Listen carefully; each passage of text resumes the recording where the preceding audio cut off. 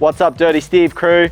Right now we're about to do some heavy duty upgrades to the Defender, but as you can see, we've got grease absolutely everywhere.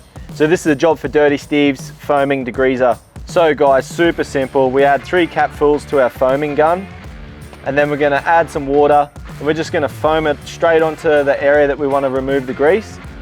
We recommend to leave it for at least 30 seconds, but I'm gonna leave it for a little bit longer here today because we've got extreme grease all over my wheel. So we're just gonna leave for probably 1 to 2 minutes, and then we're gonna rinse off with a water blaster.